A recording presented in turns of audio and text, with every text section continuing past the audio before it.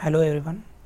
आज हम स्टार्ट करेंगे बीएससी सेकेंड सेमेस्टर का यूनिट 7 में हम फर्दर आज डिस्कस करेंगे कुछ most important MCQ based on the transistor biasing circuit और लोड लाइन एंड एम्पलीफायर। ये लेक्चर सीरीज़ दूसरा है। पहले में हमने जो है कुछ इम्पॉर्टेंट एमसीक्यूज डिस्कस किए थे, तो आगे हम डिस्कस करते हैं। इसमें पहला क्वेश्चन है, a load line is a graph between. तो लोड लाइन किसके बीच का ग्राफ होता है? आईसी और वीसीसी, आईसी या बीसी, आईसी या फिर वीबी, आईसी या वीई। तो इसका सही ऑप्शन है, लोड लाइन जो है वो ग्राफ होता है आईसी और वीसीई के बीच का। दूसरा क्वेश्चन है कि the disadvantage of voltage driver bias is that. तो वोल्टेज ड्राइवर बायस का डिसएडवांटेज क्या है? पहला ऑप्शन है it has a high stability factor, या फिर it has many resistance, it allow thermal runways, या फिर it does not allow faithful amplification.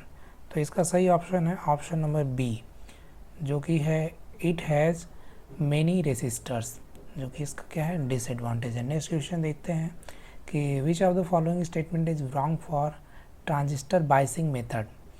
तो इनमें से कौन सा स्टेटमेंट गलत है ट्रांजिस्टर बायसिंग मेथड के लिए? तो पहला ऑप्शन ये है कि the base transistor method does not provide stabilization of operating point. दूसरा है point, the biasing with feedback resistor provide only small stabilization. Third point is voltage driver bias is widely used because it has stable operating point. Next point है base resistor method provide better stabilization that collector feedback method. तो इनमें से option D जो है वो right है, कि जो है यानी राइट होने का मतलब है कि ये स्टेटमेंट जो है ट्रांजिस्टर बायसिंग में जो है नहीं यूज़ किया जाता है। इट मीन्स कि ये ऑप्शन हो जाएगा सही है।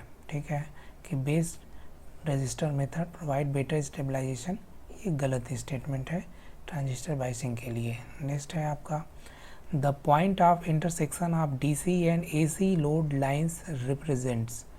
तो यानी कि जो पॉइंट, जो डीसी लोड लाइन और एसी लोड लाइन अगर एक दूसरे को इंटरसेक्ट करती हैं तो उस पॉइंट ऑफ इंटरसेक्शन को क्या कहते हैं?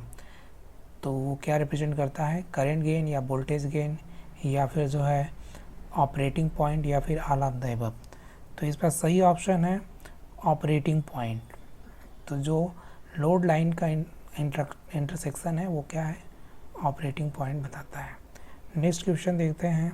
क्वेश्चन नंबर 5 है, the stability factor is highest for. Stability factor किसके लिए हाईएस्ट होता है? बेस बायस सी एम्पलीफायर, या फिर potential divider base C amplifier, या फिर collector to base bias C amplifier, या फिर जो है सेम फॉर ऑल अबव, या फिर सब में सेम रहता है। तो फिफ्थ का ऑप्शन जो है वो ए सही हो जाएगा, कि जो स्टेबिलिटी फैक्टर हाईएस्ट होता है वो बेस बायस सी एम्पलीफायर में होता है। यानी सी एम्पलीफायर को जब हम बेस से बायस कर देते हैं तो वहाँ पे स्टेबिलिटी फैक्टर उसका हाईएस्ट हो जाता है। नेक्स्ट क्वेश्चन है आपका, stability factor of transistor biasing is. तो यानी ट्रांजिस्टर बायसिंग में स्टेबिलिटी फैक्टर है क्या, तो उसको कैसे डिफाइन करते हैं, ये जस्ट एक डिफिनीशन पूछा गया है। तो देखते हैं कौन सा ऑप्शन सही है। तो पहले है, डिफाइन किया गया है कि rate of change of collector current with respect to collector leakage current. दूसरा ऑप्शन है rate of change of collector current with respect to emitter current. Third option is rate of change of base current with respect to emitter current. Next option is rate of change of base current with respect to collector current. तो इसका सही option option number A हो जाएगा, rate of change of collector current with respect to collector leakage current. यानी कि जो आपका stability factor define होता है वो कलेक्टर करेंट और लीकेज करेंट का जो है वो क्या है, रेशियो होता है। नेक्स्ट आपका क्वेश्चन नंबर 7 है, the process of changing a weak signal without changing its shape into a strong one is known as. यानी कि वीक सिग्नल को हम जो है स्ट्रॉन्ग वन में चेंज करते हैं बिना शेप चेंज किए हुए, तो इस प्रोसेस को हम क्या कहते हैं? तो इसका ऑप्शन नंबर, इसमें ऑप्शन है amplification, rectification, modulation, biasing.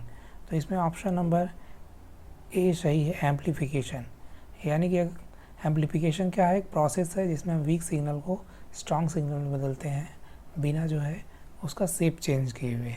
Next next question is the coupling capacitor in an amplifier are used, यानी कपलिंग कैपेसिटर जो है एम्पलीफायर में किस पर्पज़ के लिए यूज़ किया जाता है। तो इसके ऑप्शन है to couple the output of first phase to the input of second stage, second है option to block the AC voltage of first stage round reaching the base of second stage, third option है to serve so that DC biasing of next stage is not disturb, next है to serve all the ever purpose. तो question number 8 का जो है option number D सही है, यानी कि ये सभी के लिए यूज़ किया जाता है कपल कैपेसिटर जो है एम्पलीफायर में।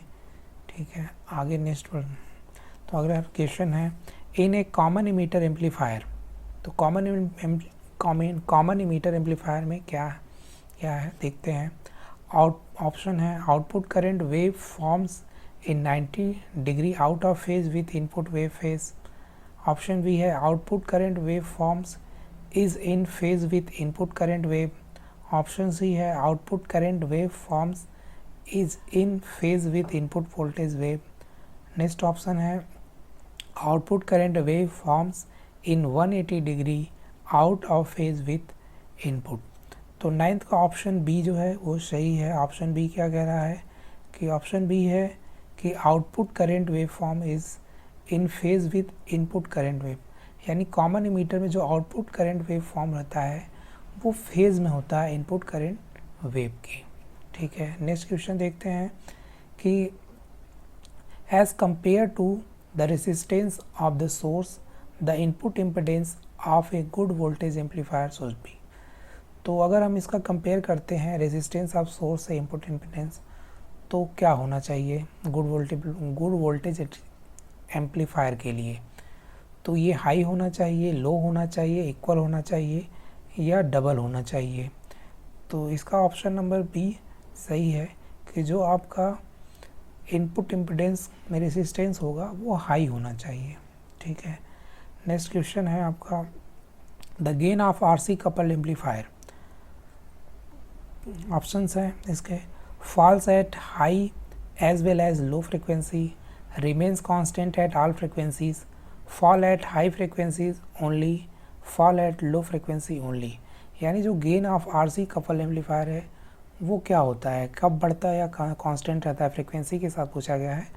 तो इसका ऑप्शन जो है ए सही है, यानी कि falls at high as well as low frequency, यानी कि अगर हम कम फ्रिक्वेंसी करें या ज़्यादा फ्रिक्वेंसी करें, दोनों केस में जो है जो गेन होगा RC कपल का वो फॉल्स मतलब बहुत तेज़ी से नीचे आएगा। नेक्स्ट क्वेश्चन है 12 the input and output voltage of common emitter amplifier are. तो 90 degrees out of phase, 180 degree out of phase, 270 degree out of phase और 360 डिग्री आउट ऑफ फेज। तो इसका करेक्ट ऑप्शन है 180 डिग्री आउट ऑफ फेज, यानी option number B जो है correct कि input और output voltage of common emitter amplifier जो है एक दूसरे से 180 डिग्री आउट ऑफ फेज होते हैं। नेक्स्ट क्वेश्चन 13 है कि the amount of amplification that N amplifier can provide is called. तो जो एम्पलीफायर जो एम्पलीफिकेशन करता है उसके अमाउंट को हम क्या कहते हैं, एम्पलीफिकेशन रेशियो, गेन या परसेंटेज रेगुलेशन या फिर एम्पलीफिकेशन फैक्टर। तो इसका जो है सही ऑप्शन है गेन। तो जो अमाउंट ऑफ एम्पलीफिकेशन जो है एम्पलीफायर प्रोवाइड करता है उसे हम क्या कहते हैं, गेन कहते हैं। Next question is the output signal from A common emitter amplifier is increase if, यानी कि आउटपुट सिग्नल जो है कॉमन इमीटर एम्पलीफायर में कैसे इंक्रीज करते हैं, उसके लिए क्या कंडीशन है। तो पहला ऑप्शन है AC अल्फ़ा इज स्मॉल, यदि AC अल्फ़ा स्मॉल हो तो input signal resistance is small, input signal resistance is increase या फिर लोड रेसिस्टेंस इज डिक्रीज। तो 14 का है ऑप्शन नंबर बी कि अगर हम जो है इनपुट सिग्नल रेसिस्टेंस को स्मॉल रखते हैं तो हमारा जो है आउटपुट सिग्नल वेवफॉर्म जो है वो क्या हो जाएगा, बढ़ जाएगा। Next question is in a common base amplifier A small load resistance will produce. तो कॉमन बेस एम्पलीफायर में स्मॉल लोड रेसिस्टेंस कैसे प्रोड्यूस किया जा सकता है। लो पावर गेन को कम करके, हाई पावर गेन को बढ़ा करके, high current gain, all of the above. तो 15 का ऑप्शन नंबर ए है।